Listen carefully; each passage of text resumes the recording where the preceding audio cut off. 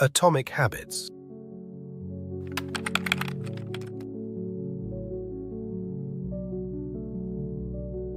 Hey everyone! Today we're going to talk about Atomic Habits by James Clear, a book all about how tiny changes can lead to big results. When I first picked it up, I was amazed at how much power is in small, daily habits. Clear's message is basically, do a little bit better each day, and it adds up over time. In this video, I'll break down the key ideas, the 1% rule, the habit loop, and identity-based habits, in a friendly, easy-to-understand way. I'll also share some personal stories and examples to show how these ideas play out in real life. Tiny habits, big results, the 1% rule and compound gains. Imagine you get 1% better at something every day.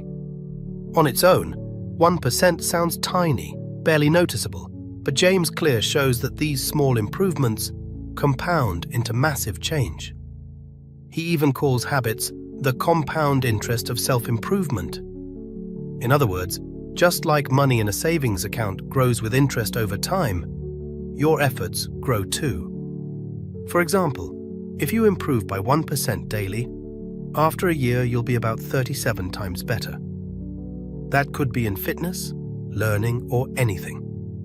To put it simply, think of each habit as a seed. Clear reminds us, all big things come from small beginnings. The seed of every habit is a single, tiny decision. It's like planting a flower.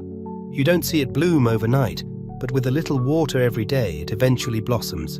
Say you want to read more books. One way is to read one extra page each night before bed. One page is almost nothing.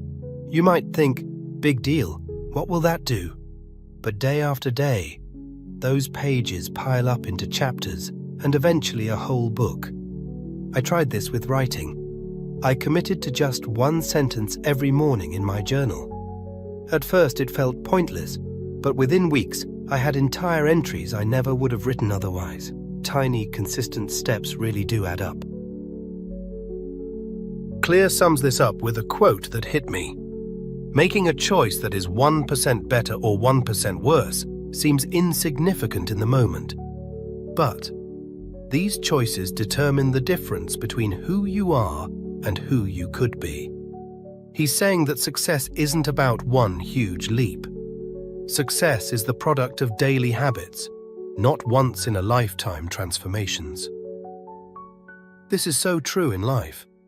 For example, I've seen that drinking one extra glass of water a day didn't instantly change my health, but over months I felt more energized. Or doing one push-up more than yesterday quietly made my strength creep up. It's a snowball effect.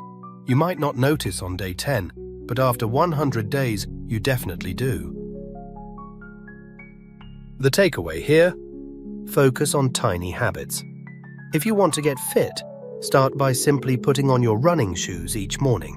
That small act is a cue. If you want to eat healthier, start by swapping one snack. These little choices seem insignificant at the moment, like a single extra push-up or salad leaf. But trust me, they add up. You don't have to overhaul your life in one day. Just plant those seeds consistently, and eventually you'll reap a forest of results. Systems versus goals. Focus on the daily process. Another big idea from Atomic Habits is the difference between goals and systems. A goal is something you want to achieve, like losing 20 pounds or running a marathon. A system is the collection of daily habits that help you reach it, like following a workout schedule or meal plan. Clear points out a hard truth. You do not rise to the level of your goals. You fall to the level of your systems. In other words, having a lofty goal is great for direction, but if your daily routine, your system, is weak, you won't get far. It's the process, not the prize, that matters most. For example, I once had the goal of learning Spanish before a trip. Writing, "I want to be fluent" on a post-it note didn't actually teach me anything. What did help was building a system. I did 10 minutes of Duolingo every night. It was a small habit, but it was consistent. Over weeks, those few minutes turned into a solid base of vocabulary and grammar. Similarly, if you want to write a book, don't fixate on the finish line. "I'll write 300 pages. Instead, create a system. Write for 10 minutes every morning. Some days, you might only write one sentence, but that's still part of the system. Eventually, the pages fill up. Clear even says, "Goals are good for setting a direction, but systems are best for making progress." Think of it like playing a game. The goal is to win, but the system is your strategy and practice that keeps you in the game. If you only think about the trophy, the goal, you might feel far from it. But if you focus on showing up every day, the system, you're steadily climbing.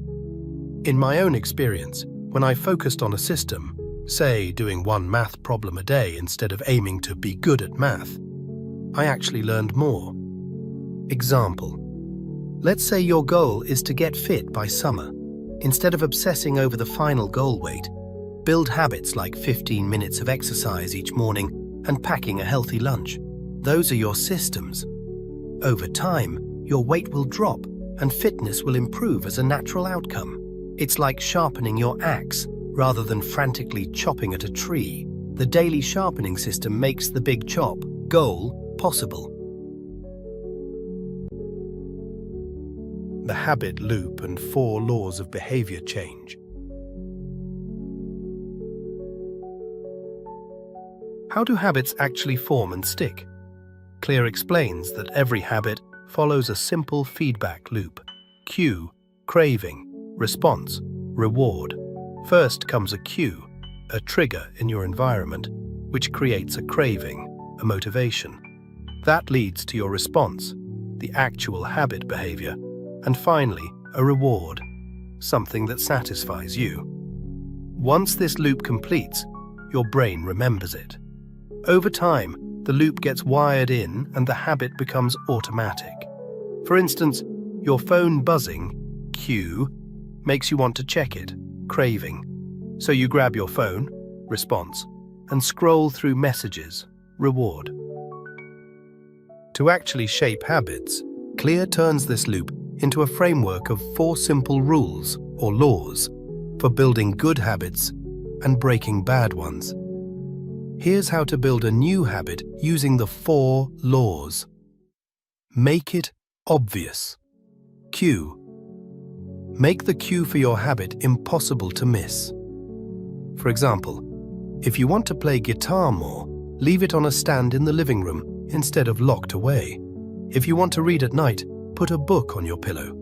You can also use habit stacking. Attach a new habit to an existing one. E.g., after I pour my morning coffee, I will meditate for 2 minutes. This way, the cue is baked into something you already do. The more obvious the cue, the easier it is to remember the habit. Make it attractive. Craving. The more appealing you make a habit, the more you want to do it. Try temptation bundling. Pair something you want with something you need. For instance, only listen to your favorite podcast while running. Now running becomes attractive because of the podcast. Or work out with a friend. The social fun makes you look forward to exercise. Essentially, lure yourself into the habit by making it feel rewarding or enjoyable right from the start. Make it easy. Response. Reduce friction so you can actually do the habit. Clear's advice is to start small. Use the 2-minute rule. Want to read more? Read 1 page. Want to exercise? Start with just doing 1 push-up. The idea is to make the habit as easy as possible to start. Even a tiny action commits you. I did this with writing by committing to a 1-sentence journal every day. Because it was so easy, I never skipped. Often, I ended up writing more than 1 sentence once I got going. But starting was never a hurdle. Make it satisfying. Reward. Give yourself an immediate reward so your brain wants to repeat the habit. This could be simple. After you do your workout, treat yourself to a delicious smoothie or just relish the feeling of accomplishment. You can also track your habit streak on a calendar and enjoy crossing off each day. Seeing progress feels good. The key is some form of instant positive feedback. Our brains love instant gratification, so make the habit feel rewarding. Putting it all together, here are the steps to create a good habit. Set up an obvious cue, clear reminder. Make the habit attractive. Pair it with something you like. Keep it easy. Start very small. Give an immediate reward, something you enjoy after. Now, what about breaking bad habits? Clear says just invert these laws. Think of them as reverse. For each point above, do the opposite. Make it invisible. Remove the cue for the bad habit. If you snack too much, keep junk food out of sight or out of the house entirely. If you're distracted by your phone, put it in another room. Out of sight means out of mind. Make it unattractive. Reframe the habit. Focus on its downsides. For example, if you want to quit smoking, think about how horrible it tastes and smells or the health consequences. Make it seem repulsive to you. Make it difficult. Increase friction so it's hard to do. If Netflix is a time waster for you, log out of the app or even uninstall it. Now, to watch TV, you have to enter a password. The more hurdles you add, the less likely you'll do the habit. Make it unsatisfying. Introduce a penalty or accountability. Perhaps tell a friend your bad habit goals so you feel embarrassed if you slip. You could also use a habit contract or a small punishment, like doing 10 push-ups if you give in. The idea is to take away the instant pleasure from the bad habit. Think about it like designing your life. Want to drink more water? Good habit. Put a big jug on your desk. Obvious. Add a splash of lemon to make it tasty, attractive. Keep it filled, easy. And give yourself a thumbs up when you hit a goal.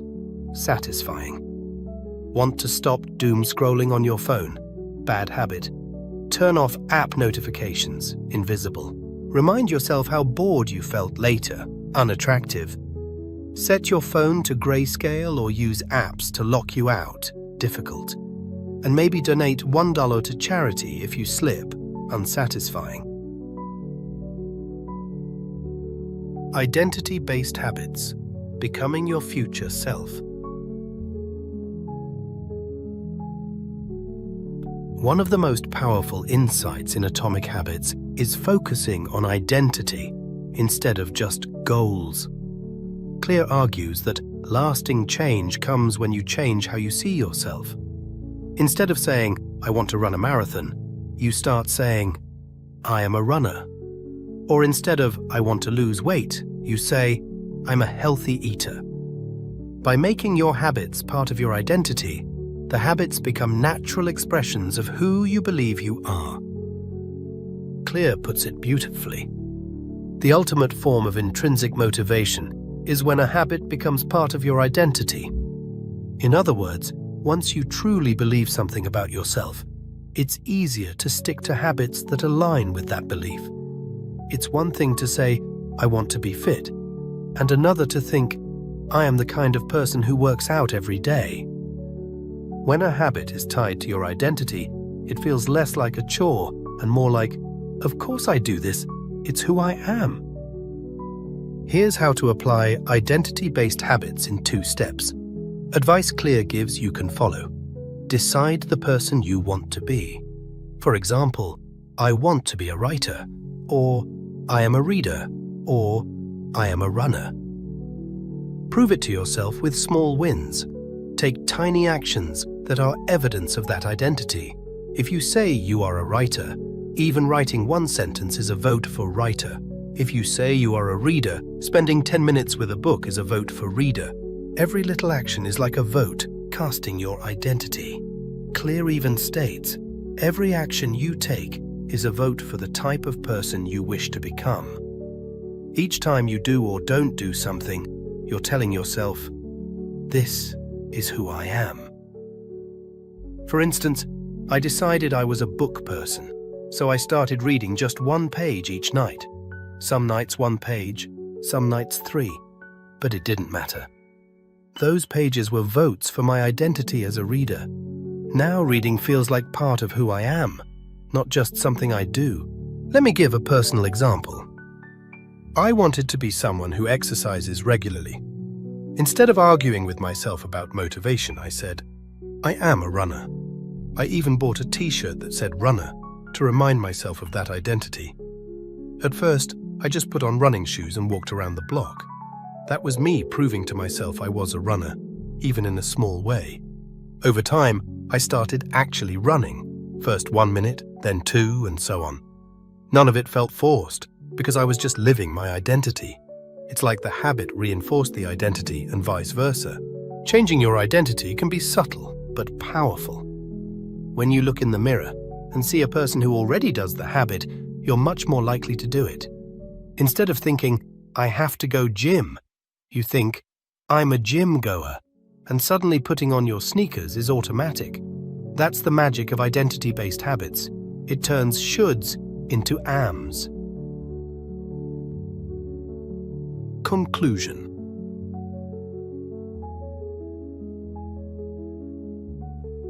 To wrap up, Atomic Habits teaches us that tiny changes lead to big outcomes. The 1% rule reminds us that little improvements stack up like compound interest.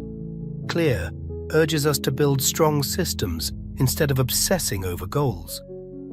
And most importantly, he shows that the key to lasting change is identity, becoming the kind of person who lives those habits. Every choice you make each day is like casting a vote for who you are becoming.